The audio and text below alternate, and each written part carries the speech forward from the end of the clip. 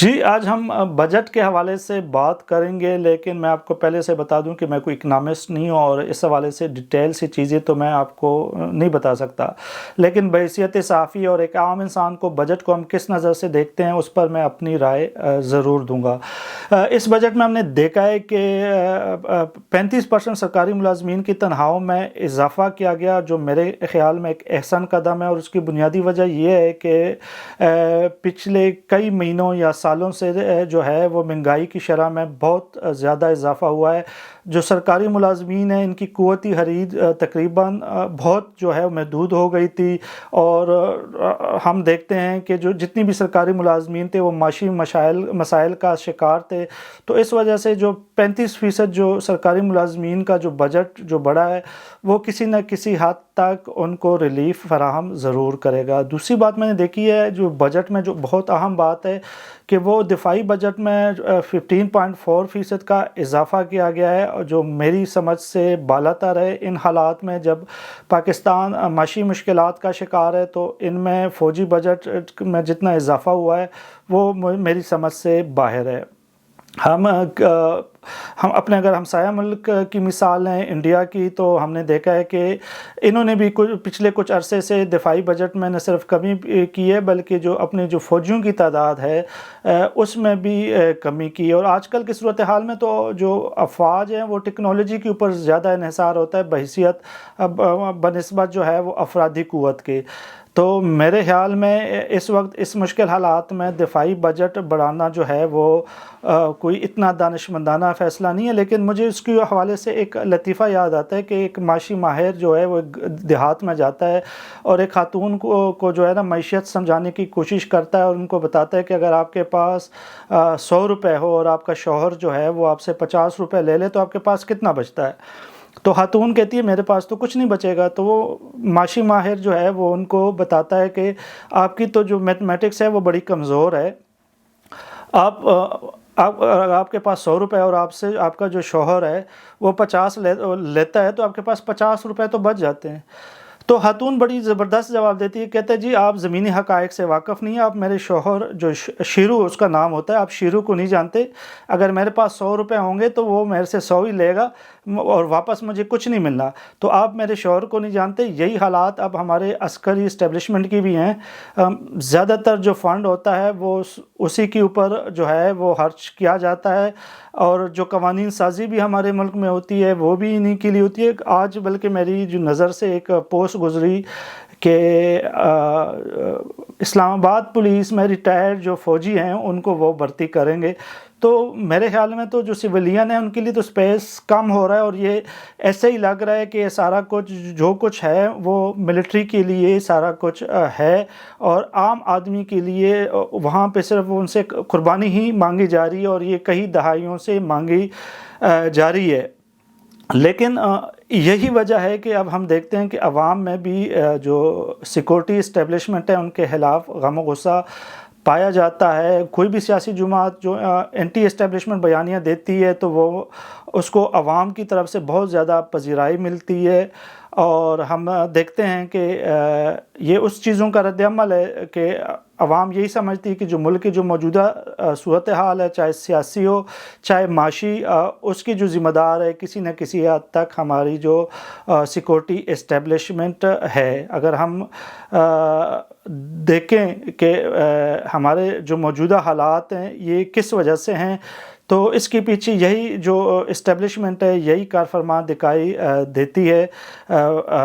ہم دیکھتے ہیں کہ ان کا کام سیاسی جماعتیں بناتی ہیں، یہ پھر حکومتوں کے خلاف یہ تحریک جو ہے نا وہ لے کے آتی ہے گراؤنڈ، اور ہم دیکھتے ہیں کہ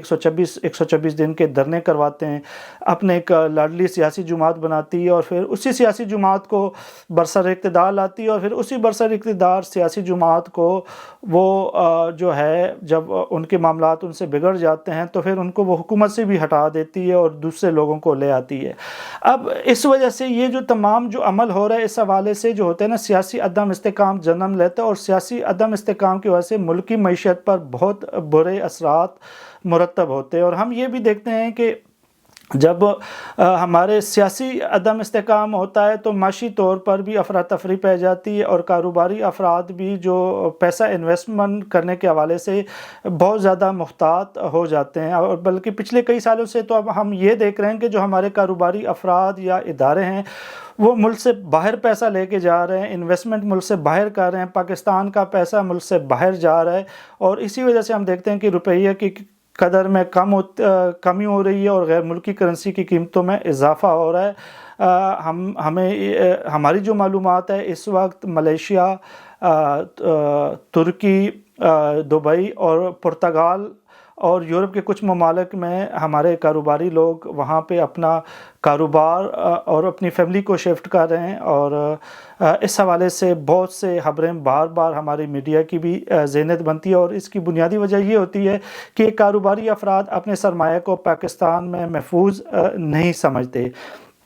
دوسری جو اس کی بنیادی وجہ ہے کہ ہمارے حکومتوں نے کبھی بھی کاروبار دوست پالیسیاں نہیں بنائیں۔ ہم دیکھتے ہیں کہ ہمارے ہر سیاسی جماعت میں کوئی نہ کوئی کاروباری گروپ ہوتا ہے، جیسے کوئی سیمنٹ فیکٹریز گروپ ہوتے ہیں، کوئی شوگرز مل کے ہوتے ہیں، کچھ پراپرٹی کے ہوتے ہیں، کچھ پولٹری فارم کے ہوتے ہیں، اور جب ایک حکومت آتی ہے اور ان کے اپوزیشن جس کاروبار سے متعلق ہوتے ہیں تو پھر وہ حکومت ان کو نقصان پہنچانے کے لیے ان کے لیے سخت قوانین بناتے ہیں تاکہ ان کو وہ نقصان پہنچا سکے معاشی طور پر، لیکن اس کے اثرات ملک پہ ہوتے ہیں۔ تو ہم یہی بھی دیکھتے ہیں کہ جو ہمارے جو معاشی انتقام ہم سیاسی طور پہ جب لیتے ہیں اس کے نتائج ہمارے معیشت کو بھگتنا پڑتے ہیں، ہمارے عوام کو بھگتنا پڑتے ہیں۔ ابھی تک ہم نے معاشی طور پر کوئی ایسی دوست پالیسیاں نہیں بنائی جس کے وجہ سے جو ہمارے کاروباری جو افراد ہیں یا ادارے ہیں جن کو عدم تحفظ ہے پاکستان میں وہ بحال ہو سکے۔ تو اس وقت تو سب سے وقت کی اہم ضرورت یہ ہے کہ جو ہمارے کاروباری طبقہ ہے اس کو کہا جائے کہ چاہے جو بھی حکومتیں ہو کم از کم اگلے 10 20 25 سال کے لیے کوئی ایسے پالیسی بنائی جائے جس میں ان کو تنگ نہ کیا جائے اور ان کو انشور کیا جائے کہ جو آپ کا پیسہ ہے وہ یہاں پہ محفوظ ہے، آپ کا کاروبار ہے وہ محفوظ ہے، اور آپ کو پوری حکومت کی طرف سے سیکورٹی فراہم کی جائے گی۔ اور جب تک یہ چیزیں نہیں ہوتی ملک کے معاملات بگڑتے جائیں گے۔ ہم دیکھتے ہیں کہ ہمارے پچھلے کچھ دہائیوں سے تو ہم یہ دیکھ رہے تھے کہ ہم اپنی ملکی معیشت کو قرضوں پہ ہم بڑے ممالک سے یا اداروں سے قرضہ لیتے تھے اور اس کے اوپر ہم اپنے حکومت اور یا ملک کو چلاتے تھے۔ اب نوبت یہاں تک آ گئی کہ ہم قرضہ واپس کرنے کے لیے بھی قرضے لے رہے ہیں، لیکن سوال یہ ہے کہ یہ قرضہ لینے کا جو رجحان ہے یہ کب تک چلا جائے گا، کب تک چل سکتا ہے، اور کب تک ہم اس کو برداشت کر پائیں گے ہماری ملکی معیشت۔ یہ ایک ایسی صورتحال ہے جس سے ہمیں نکلنا پڑے گا، مشکل فیصلے کرنے پڑیں گے۔ ملک کے اندر جو ہے وہ کاروباری فضا بنانی پڑے گی، اور اس کے لیے جب تک کاروباری دوست پالیسی نہیں بنتی یہ بہت مشکل ہے۔ ہمارے پاس بہت سے ایسے سیکٹر ہیں جس میں ہم جو ہے انویسٹمنٹ بھی کر سکتے ہیں۔ ہمارے ٹورزم انڈسٹری ہے، اس کو فروغ دے کر ہم کثیر زر مبادلہ کما سکتے ہیں۔ ہمارے پاس بہت سی ایسی اپورچونٹیز ہیں جس کو اگر ہم اویل کریں تو یہ ہے کہ ہماری معیشت پر بہتر اثرات اس کے مرتب ہو سکتے ہیں، لیکن جتنی بھی حکومتیں آتی ہیں ان کا بس دارالمدار قرضے پہ ہوتا ہے۔ وقتی طور پر وہ جو ہے اپنا وقت پاس کرتے ہیں، لیکن لانگ ٹرم کے لیے ان کی کوئی بھی معاشی پالیسیاں نہیں ہوتی، جس کی جو نتائج ہوتے ہیں وہ مہنگائی کی صورت میں، جو معیشت کی ابتری کی صورت میں عوام کو بھگتنے پڑتے ہیں۔ تو اس حوالے سے چاہے جو بھی حکومت ہو تقریباً تمام سیاسی جماعتوں کو مشترکہ طور پر ایک معاشی جو آئیڈیا آگے لانا پڑے گا کہ آگے ہم 30-40 سال کے لیے ہم نے کیا کرنا ہے۔ دوسرا، جتنی بھی اب مشکل حالات ہوتے ہیں اس میں ہم عوام سے قربانی مانگتے ہیں، ہم سیاسی جماعتوں سے، ہم تقریباً پاکستان کے ہر مکتبہ فکر سے اس وقت عسکری قیادت کو بھی چاہیے کہ وہ تھوڑی سی قربانی دیں اپنے جو ان کے بجٹ کے حوالے سے۔ اب یہ ہے کہ اب جو ملک کی موجودہ صورتحال ہے اس میں بجٹ کم کرنا جو ہے وہ اب وقت کی اہم ضرورت ہے۔ دو ایسے شعبے ہیں جس میں پاکستان کو اب مزید انویسٹ کرنا ہوگا، ایک ایجوکیشن سیکٹر میں، دوسرا ہیلتھ سیکٹر میں، اور جب تک ان دو سیکٹر میں ہم زیادہ انویسٹ نہیں کریں گے تو ہمارے جو حالات ہیں وہ مزید خراب تر ہوتے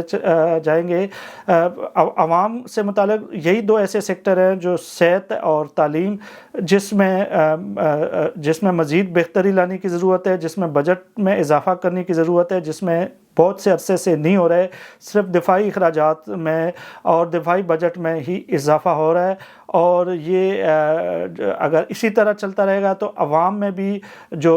اسٹیبلشمنٹ کے خلاف نفرت میں اضافہ ہوگا اور ہماری معیشت بھی سفر کرتی رہے گی۔ تو اس وقت دفاعی بجٹ کے حوالے سے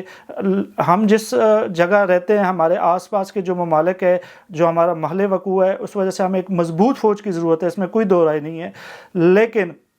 ہمیں جو غیر ضروری اخراجات ہے اس میں کمی لانی پڑے گی دفاعی اخراجات میں، اور کچھ مشکل فیصلے کرنے پڑیں گے۔ یہی ایک واحد حل ہے جس میں ہم اس مشکل سے نکل سکتے، اور اگر ہم یہی رویہ رکھیں، اسی طرح کا بجٹ لائیں، تو یہ آنے والے سالوں میں پاکستان اس نیچ پہ پہنچ سکتا ہے جہاں سے پھر واپسی اس مشکلات سے نکلنا مشکل ہو۔